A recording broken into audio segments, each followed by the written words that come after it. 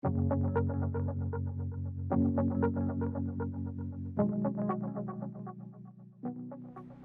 there, friends. We are here at the Church of St. Andrew kitchen, and we've been talking about this Food and Faith series. This video portion is a part of it, and bringing in some of the more practical sides, answering some questions, doing some more fun things that we can't do in worship on a Sunday morning.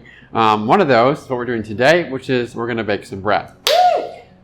So today we're going to be making challah bread. I think that's how you say it. Challah, if you look it up, is C-H-A-L-L-A-H. A rough translation that I saw online was that it kind of means bread or loaf or dough even.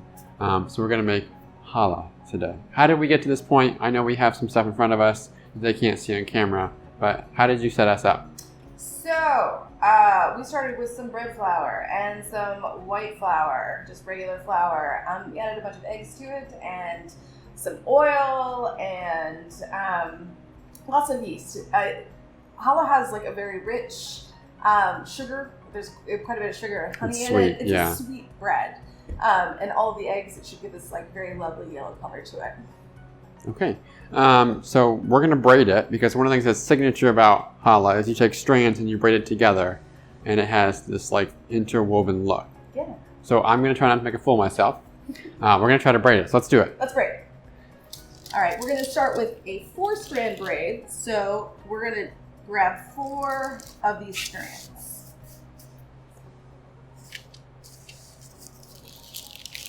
I feel like we're like on a news channel. Right. You know how they're talking to the chef, making conversation? Right. We just need Al Roker to show up and taste our food at the end. Taste our food at the end, yeah, I know. Oh. Okay. Well, I didn't do this right. Now you're going to pinch them at the top. So okay. We're going to take our little top section, we're just going to pinch it so that it's all stuck together. Okay. Spread it out. So pinch it together. Yeah. How does mine look? That was great. Sad? No, it looks wonderful. Very good. Okay. I don't have to fix anything. Very nice. All right. Now, we're going to label each of these strands in sort of slots. So you get 1, 2, 3, and 4. Because we're going to do a 4-strand braid. So 1, 2, 3, and 4. First thing, we're going to pick up 4, and we're going to go 4, and we're going to bring it over 2. Just like this. 4 over 2. Just like this. Now, again, we have 1, 2, 3, and 4.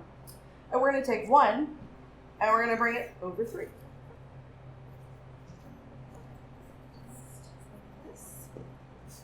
And again, we have 1, 2, 3, and 4. And then we're going to take 2 and 3, and we are going to twist those. Ooh. Ah. And then we repeat the entire process. Okay, so 4 over 2. 4 over 2. 1 over 3. 1 over 3. 2 over 3. 2 over 3. Okay, so we just go to the end? Yeah, just all the way until the end. So while we're doing this, I try not to make a mistake. I'm going to try to talk and not make a mistake at the same time. Good for you. This will kind of create, at the end, a kind of lumpy, humped bread. Right. Now, we did some research. And what did the humps mean? So, sometimes you have different strands, different numbers of strands. And so sometimes the strands may symbolize things. And also sometimes the amount of humps, like right over in here, they may symbolize something. So sometimes people like to make their challah with 12 humps to represent the 12 tribes of Israel. Okay. And challah means bread. So it may not always be braided too, right? Yeah. So I think we were talking about one of the things being Rosh Hashanah, which is celebrated. Mm-hmm.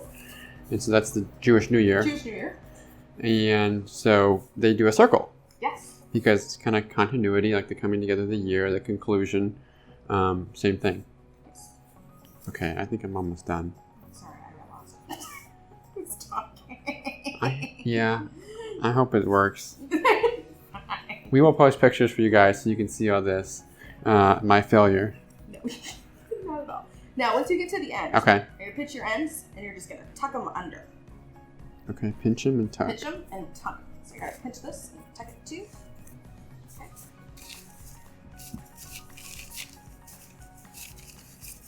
How do I look? No, yours is so beautiful. Okay. All right. So now what? Now we grab some pans Okay. and let it rest for about 20 minutes. So in a bit, we will show you on the video some of the finished product and some of that stuff. One of the things I want to talk about real quick was that a lot of the food stuff we talk about comes from the Torah.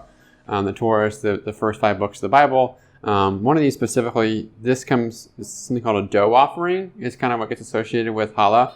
It comes from Numbers 15, I think verses 17 to 21. And the command was that when you would make your bread like this, like we're doing here, you'd have your dough. We kind of pre-portioned it already into our strands. You would take a bit of it and you would give that dough to the local priest.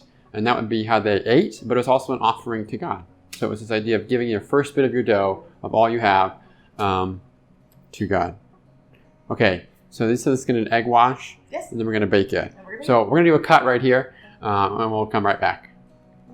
Okay, so we put the bread in the oven at 350 for about 25 minutes, and we got our loaf here. So this is my loaf. This is yours. Beautiful. I'm very proud of it. Jenny was a wonderful teacher. It's beautiful. Any wrap-up thoughts if someone want to try this at home? I will post the recipe in the comments so you can make your own. Post your photos. So if you give it a shot yourself, if you make your own bread, use the comments to tell us some of your favorite recipes.